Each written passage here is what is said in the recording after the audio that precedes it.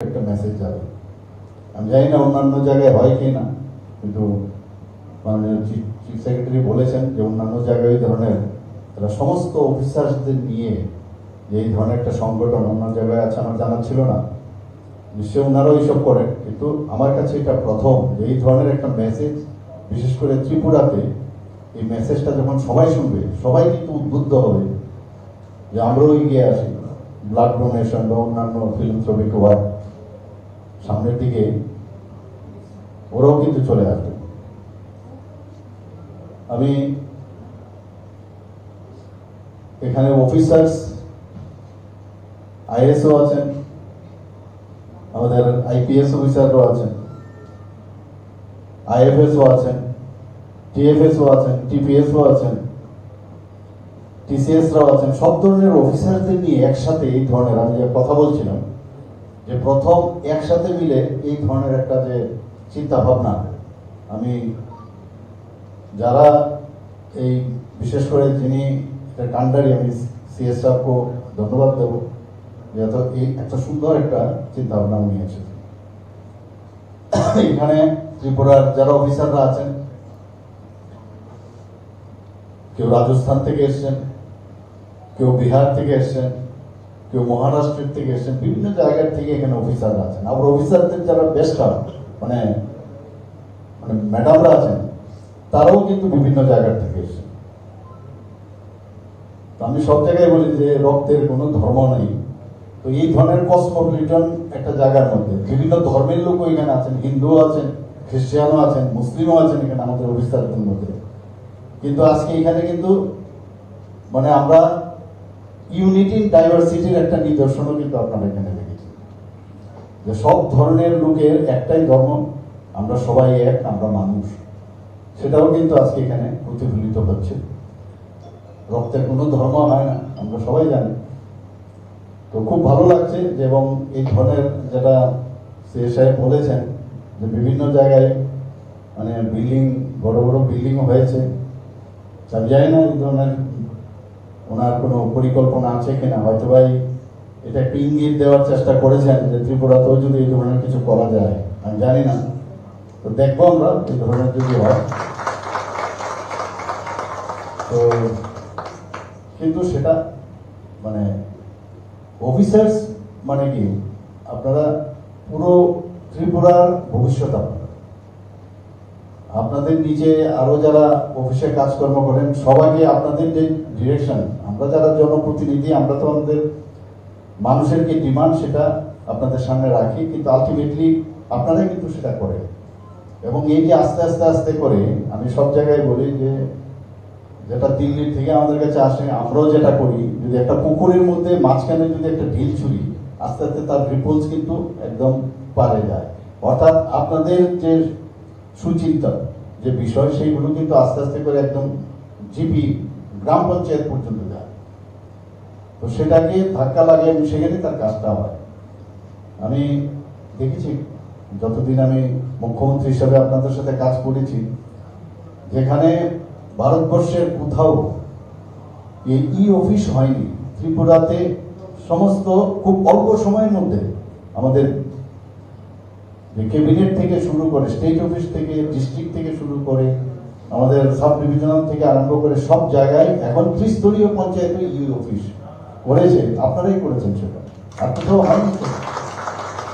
এবং এতে করে আপনাদের মাধ্যমে আমাদের যখন কাজগুলো উঠে আসে, আমরাও তখন সারা ভারতবর্ষকে, বিশেষ করে মাননীয় প্রধানমন্ত্রীজিকে এইগুলো আমরা সামনে বলতে খুব গর্ববোধ করি যে না, আমরা ত্রিপুরাতে আমরা এই কাজটা করছি। এখানে আমি আশা করি এসএসজি গ্রুপের সাথেও যারা ম্যাডামরা আছেন তারা কাজ করছেন, আরও কিছু ইনোভেটিভ কিছু করা যায় কিনা। এবং সেটা কারণ আপনারা ক্রিম অফ দ্য সোসাইটি, আপনারা যে কাজটা দায়িত্ব নিয়ে করতে পারবেন সেটা অনেকের পক্ষে সেটা সম্ভব না। একদম পিকে আছেন আপনাদের অফিসে, তো সেই জায়গার মধ্যে অনেকে আপনাদের উপর বিশ্বাসও করবে যে না, আমি যে কাজটা বলছি সেটা হবে, এবং মানুষ সেই বিশ্বাসটা আপনাদের মধ্যে আসবে। যেটা একটু আগে বলা হলো যে বিহারের একজন অফিসার ছিল, উনি পড়াতেন না, নিশ্চয়ই অফিসের মাঝখানে কোনো একটা সময় করে নিশ্চয়ই যান। এগুলো একটা দৃষ্টান্ত এখনো মনে রাখছে। এখানে যারা অফিসাররা আছেন, আমি বলবো এরকম কাজ আপনারা এখানে করে যান, সবাই যেন মনে রাখে মানুষ। আমরা ভাবি যে এক্ষণে মানে এখন আমি যে অবস্থা আছে এই কাজটা করে চলে যায়, বাস হয়ে গেল, এটা যেন না হয়। আপনারা এখন যে জায়গায় আছেন সেটা একমাত্র কিন্তু আপনার চেষ্টার মাধ্যমে আপনারা এই জায়গায় এসেছেন, কিন্তু সব কিন্তু ভগবানই কিন্তু তৈরি করে আপনাকে সুযোগ দিয়েছে কাজ করার, এবং সেই সুযোগে সৎ ব্যবহার করা। আমার এখনো মনে আছে তৎকালীন সময় চিফ ইঞ্জিনিয়ার ত্রিপুরাতে 60-র দশকে 60-এর দশকে এখানে চিফ ইঞ্জিনিয়ার বেদাগিরি করে একজন ইঞ্জিনিয়ার এসেছিলেন। এখন আপনার নাম মনে আছে যে এক বেদাগিরি সমস্ত ত্রিপুরাতে যত উন্নয়নমূলক কাজ। তো এইরকম কাজ এক একজন ব্যক্তি আপনারা হাতের কলমের খুঁচায় অনেক কিছু হয়, এবং আমরাও চাই যে এক ত্রিপুরা শ্রেষ্ঠ ত্রিপুরা, আমরা যেটা স্লোগান সেটা হোক। বিভিন্ন জায়গায় করাপশনের কোনো স্থান নেই, করাপশন যাতে না হয় সেই দিকে নজর রাখে। বিভিন্নভাবে এত কমপ্লিকেটেড লাইফ সেটাকে is of doing, is of life করে যদি আমরা চলতে পারি তাহলে নিজেরও স্যাটিসফ্যাকশন আসবে, এবং এখান থেকে আপনি যাবেন ডেপুটেশন আবার আসতে হবে বা বাইরেও চলে যেতে পারেন। আমাদের অফিসাররা এখন ভালো ভালো জায়গায় আছে, সেন্ট্রাল বিদেশেও যাচ্ছে, কিন্তু তার মূল যে ভিতটা সেটা হচ্ছে ত্রিপুরা। যখনই বলে যে ত্রিপুরা ক্যাডার, মাঝে মাঝে যখন দিল্লি যায় একটা ফিলিংস চলে আসে, আরে আমাদের ক্যাডার হতে পারে আপনি রাজস্থানে, হতে পারে আপনি পাঞ্জাবে, কিন্তু যখন বলে ত্রিপুরা ক্যাডার আপনি কিন্তু অ্যাটাচ হয়ে গেলেন ত্রিপুরা মানুষের সাথে। এটা অদ্ভুত একটা ফিলিংস আমাদের মধ্যে আসে। বাইরের বলে এরকম কিছু হয় না। আমি জানি মাঝে মাঝে অনেকের মধ্যে আসে যে আর এখানে যারা আমরা যারা বাইরে তা ওইভাবে অ্যাকসেপ্ট করে না, এরকম না। কিন্তু এখানে চেয়ারে বসলে you are all our man, এটা হচ্ছে সবচেয়ে বড়। আর এইরকম কাজ যখন আপনারা আগামী দিন করবেন দেখবেন চিরজীবন আমাদের মনে থাকবে। কয়েকজন তো অলরেডি মানে এমন মানুষের মধ্যে তার নিজের ছবিকে এমনভাবে প্রতিষ্ঠিত করেছে, সবাই কিন্তু ওনাদের নাম বলে। হয়তোবা কেউ মানে একটু অন্য স্টাইলে করে, তাড়াতাড়ি অ্যাট্রাকশন হয়, কিন্তু অনেকে নিস্তব্ধও কিন্তু সেই কাজটা করে, সেটাও কিন্তু কদর। এখানে ব্লাড ডোনেশনের কি কথা বলবো, আপনারা সবাই জানেন blood is very important for us.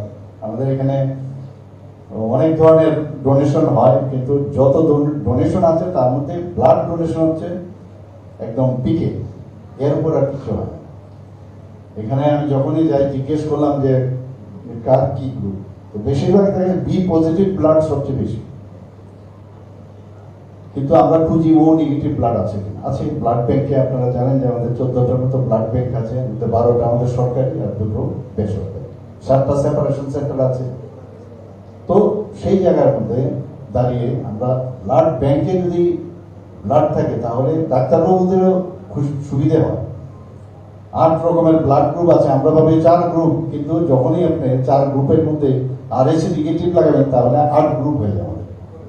তো সেখানে নেগেটিভ ব্লাড টোটাল যে আমাদের পপুলেশন তার মধ্যে মাত্র 15%, এবং 1% কত ব্লাড দরকার একটা ব্লাড ব্যাংকে, 1% অফ দ্য পপুলেশন। অর্থাৎ এখানে যদি 40 লাখ পপুলেশন হয়, আমাদের 40,000 মিনিমাম 40,000 ইউনিট আমাদের ব্লাড ব্যাংকে থাকা দরকার।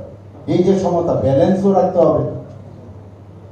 এখানে যারা আমরা সবাই জানি যে পুরুষদের পার কেজি যদি আমরা ওয়েট আমরা চিন্তা করি, সেখানে 26 ml আমাদের উদ্বৃত্ত রক্ত থাকে, মহিলাদের বেলায় 16 ml, আর আমাদের 300 থেকে 350 ml আমাদের ডোনেট করতে হয়। তাহলে খুবই যেটা অ্যাক্সেস থাকে তার একটা মানে সামান্য অংশ খালি ডোনেট করে। আদারওয়াইজ তো এই রক্ত যেমন আর বেশি তো শরীরের মধ্যে 3 মাস পর পর এমনিতেই নষ্ট হয়ে যায়। যে আপনারা কিন্তু একটা মেসেজ দিচ্ছেন মানুষকে যে আমরা অফিসাররা, সমস্ত ত্রিপুরার সমস্ত অফিসাররা আজকে ব্লাড ডোনেট করছে, সেটা সমাজের এটা কিন্তু সাংঘাতিক ভালোভাবে মানুষ নেবে। যারা এখনো সবল সুস্থ ভালো দেয় মানে ওদের হেলদি, অনেকে কিন্তু আসে না। নিজের বাড়ির মধ্যেও যদি আমরা দেখি কতজন যায়, তাহলে এত সমস্যা কেন? ব্লাড বারবার এখানে ব্লাড ডোনেশনের ইয়ে করতে হয়। মানুষ ইচ্ছাকৃতভাবে যখন ব্লাড দেবে তাহলে কিন্তু আমাদের যে গ্যাপটা হয় সমস্যা। আবার বেশি ব্লাড দিলে সমস্যা, কারণ ব্লাডও আবার স্টোর করে রাখা যায় না। আপনি যদি স্টোর রাখেন সেটা আবার নষ্ট, যদি ইউজ না হয় সেটা নষ্ট হয়ে যায়। তো এই যে রক্ত সঞ্চালন যে পরিষদ আছে তারা এগুলো মনিটর করে, আপনারা সবাই জানেন, আপনারা অফিসাররা আছেন সবাই, ডিস্ট্রিক্ট হেলথ ডিপার্টমেন্টও কাজ করেছেন। এই যে ব্যালেন্স করে চলা, জীবনের ক্ষেত্রেও কিন্তু ব্যালেন্স করেই চলা। একটা আমি সবসময় বলি যে জীবন অনেকটা বাইসাইকেল যে চালায়, বাইসাইকেল গাড়ি না, বাইসাইকেল, মানে ব্যালেন্স করে যদি যান তাহলে সাইকেলটা সামনের দিকে যাবে, একটু এদিক সেদিক হলে কিন্তু পড়ে যাবে। তো জীবনটাও সেইভাবে ব্যালেন্স করে করে সামনের দিকে যদি আমরা এগিয়ে নিয়ে যেতে পারি তাহলে মানে সমাজেরও ভালো হবে, সবার ভালো হবে। এবং আমরা চাইছি যে সবাই মিলে আমরা এই সমাজকে পরিবর্তন করি। আজকে সত্যিই আমি লেডিস যারা এখানে আছেন তাদেরকে আমি ধন্যবাদ দেবো, এত সুন্দর আপনারা একটা চিন্তা আপনারা করেছেন। এবং যারা এখানে ব্লাড আজকে ডোনেট করছেন তাদেরকে আমি অসংখ্য ধন্যবাদ জানিয়ে আমি আমার বক্তব্য শেষ করছি। আশা করি আগামী দিনে অন্য আরও কিছু